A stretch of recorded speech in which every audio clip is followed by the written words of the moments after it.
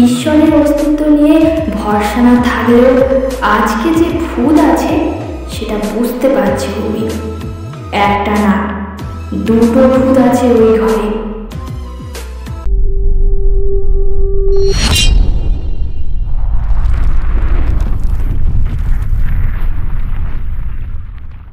Hello বন্ধুরা, creative গল্পের ঠেক চ্যানেলে তোমাদের সবাইকে স্বাগত। আমি আছি তোমাদের সাথে তনিমা। তোমরা সবাই শুনছো ড্রাগখানির অতীন্দ্রিয় শক্তি সিজন 3, আর আজকের পর্ব হলো 17। এটা এখন পডকাস্টেও চলে এসেছে, তোমরা চাইলে ওখান থেকেও দেখে নিতে পারো। বন্ধুরা, তাহলে চলো আজকের পর্বটা শুরু করা যাক।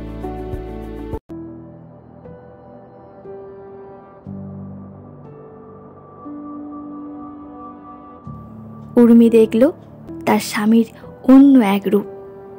সে অবাক হয়ে গেল ইন্দ্রের জ্ঞানের পরিসীমা দেখে। এ যে তাদের গায়ের সেই পুরুত ঠাকুরের চেয়েও বেশি জ্ঞানী। এত কি করে জানেন স্বামী? সত্যি আজকে যেন উর্মিও বিশ্বাস করতে আরম্ভ করেছে যে ইন্দ্র তার স্ত্রীদের হত্যা করেনি।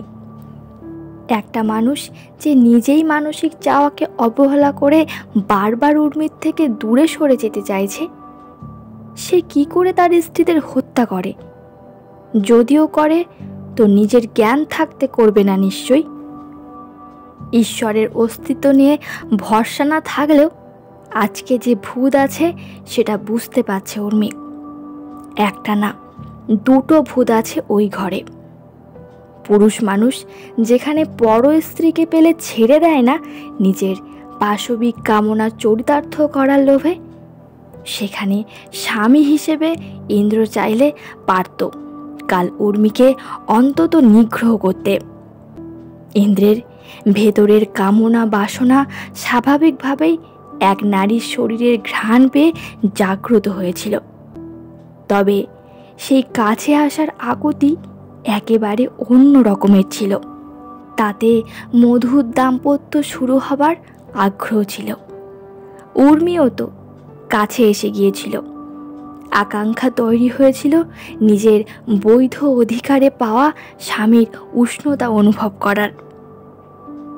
কিন্তু কোথা থেকে যেন ওই গন্ধ আর তীক্ষ্ণ আওয়াজ এসে সারাটা রাত মানুষটা মাটিতে পড়ে রইল। মনে মনে উর্মি এখন লজ্জিত। তার কি উচিত হয়নি স্বামীকে একটা ঢাকা পর্যন্ত দিয়ে দেওয়ার? আসলে বিয়ের আগের জীবন আর পরের জীবন অনেকটাই আলাদা, সেটা উর্মি এখন পদে পদে বুঝতে পারছে। মা তো গর্ভধারিণী হয়, আবার শাশুড়িও হয় যদি সে কন্যা সন্তানের মতো দেখতে পারে তার বৌমাকে। বাবা তো আপন জন্মদাতা ছাড়াও শ্বশুর হয়ে যান। সবই অবশ্য ভাগ্য। ভাই বা বোন তো আপন সহোদর ছাড়াও অনেকেই হয়। কিন্তু স্বামী মানে তো একদম অন্য একটা সম্পর্ক, যার ওপর একমাত্র দাম্পত্য জীবনের অধিকার। তার বাইরে গেলেই পরকীয়া। না, শুধুই দেহজ সুখ নয়, মনের রসত্ব সেই। সন্তান জন্ম দেওয়ার ক্ষেত্রে একে অপরের পরিপূরক হওয়া তো এই বিয়েতেই। পুরুষের ক্ষেত্রেও বিষয়টা যদিও এক, তাও সেই এক বল্লভা হওয়ার প্রতিজ্ঞা যে কতজন নির্বাহ করে সেটা একটা বড় প্রশ্ন। আর ওই স্বপ্নগুলো, ওই কালকে দেখা সাধু। উর্মি সহ্য করতে পারছে না ইন্দ্রের সকলের মাঝে এই অপমান। সে আর কিচ্ছুটি না ভেবে চিকের ওদিক থেকে দৌড়ে বেরিয়ে আসে বাইরে। মাথার ঘোমটাটার যে কখন খুলে গেছে সেই খবর উর্মির নেই। উর্মিকে দেখে বাইরে বচসায় যুক্ত সকলে অবাক হয়ে তাকিয়ে রইল। আদিত্যনারায়ণ মোটেও আশা করেননি যে উর্মি এমনভাবে বাইরে বেরিয়ে আসবে। ভবানী কিছুই জানতেন না, তিনি ছিলেন ঠাকুর ঘরে। এদিকে উর্মি সোজা এসে হাজির হলো বৈঠকখানাতে। তারপর ইন্দ্রের পাশে এসে দাঁড়ালো। ইন্দ্র উর্মিকে দেখে অবাক হয়ে ধীর গলায় বলল, তুমি এখানে কেন বউ? যাও তুমি, আমি দেখছি। উর্মি, না, গেলে তো হবে না। আমার স্বামীকে নিয়ে এমন কথা উঠছে, তখন স্ত্রী হিসেবে আমাকে তো কথা বলতেই হয়।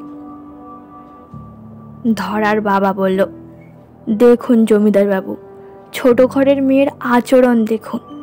মাথায় ঘোমটা নেই, 2 দিন হলো এখনো বিয়ে হয়েছে, সোজা চলে এলো এখানে পুরুষদের মধ্যে।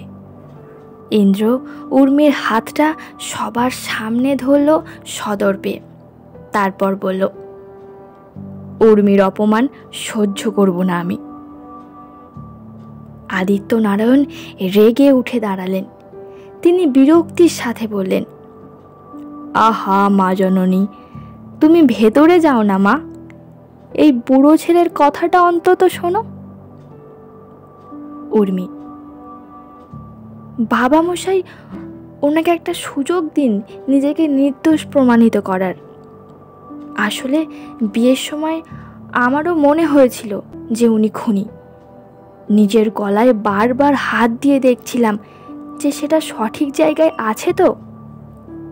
ভয়ে ছিটকে ছিলাম আমি, কিন্তু কানে শোনা আর চোখে দেখে বিচার করার মধ্যে বহুল পার্থক্য আছে।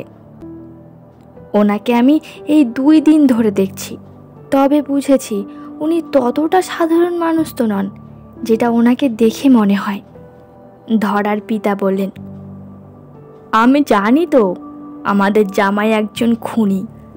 সাধারণ মানুষ কি এমন করে নিজের সদ্য বিবাহিতার খুন করতে পারে? উর্মি, স্বামী, আমি একজনকে দেখেছি এ বাড়িতে আসার পথে ওই পোড়া মন্দিরে। আমি গুরুত্ব দেইনি বিষয়টাকে, কাউকে বলার প্রয়োজন বোধ করিনি। তবে স্বপ্নে তাকেই দেখে, কিছু খণ্ড খণ্ড দৃশ্য দেখে অনুভব করতে পারছি এই দক্ষনগরীর ওপর আগামী দিনে বড় বিপদ আসতে চলেছে। ওই সাধু কিন্তু এসবের পেছনে আছে। আদিত্য নারায়ণ অবাক হয়ে বললেন, কার কথা বলো মা জননী? তার বর্ণনা দিতে পারো? ওই মন্দিরে তো কেউ যায় না।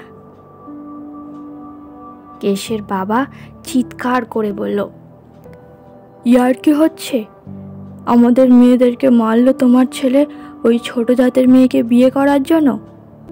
এখন আবার ওই মেয়ে গল্প বানায়।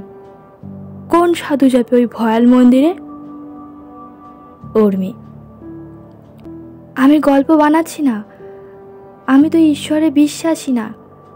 আমি ওই সাধুর কথা বলছি, যে খুব লম্বা, ফর্সা, কপালে বিভূতি, দাড়িতে যার মুখ ঢেকে গেছে। ওই সাধু যার চোখের মধ্যে একটা হিংস্রতা আছে, যার কাছে রূপোর বার দেওয়া চন্দ্রহাস খাড়া আছে। কথাটা শুনে জমিদার বাবু যেন একটু টাল খেয়ে গেলেন। পাশে থাকা চাকর ওনাকে না ধরলে উনি পড়েই যেতেন। ইন্দ্র দেখল বাবা মশাইয়ের মুখ চোখ থমথম করছে। দরজার বাইরে দাঁড়িয়েছিলেন ভবানী, মাথায় ঘোমটা নিয়ে। পাশে দাসী, যার হাতে মিষ্টি রেকাবি। ভবানী অস্ফুটে শুধু বললেন, ভাসুর ঠাকুর কি ফিরে এসেছেন গো? উর্মি অবাক হয়ে বলল, কার কথা বলছেন মা? ভবানী নতুন বউকে বললেন, কাপড়টা মাথায় দিয়ে ভেতরে যাও, আমি পরে তোমার সাথে কথা বলছি। ইন্দ্রের হাত থেকে নিজেকে ছাড়িয়ে ঘোমটা দিয়ে উর্মি ঘরে চলে গেল। ইন্দ্র মাকে জিজ্ঞাসা করল, মা, কার কথা বলছো তুমি? জমিদার বাবু বললেন, দাদা আছেন এখনো? তবে কি তিনি আবার ধীরে ধীরে এই দক্ষ নগরীকে অন্ধকারে নিমজ্জিত করতে চাইছে? জানি না বৌমা কতটা ঠিক দেখেছে, তবে বর্ণনা শুনে মনে হয় দাদার কথা সে বলছে।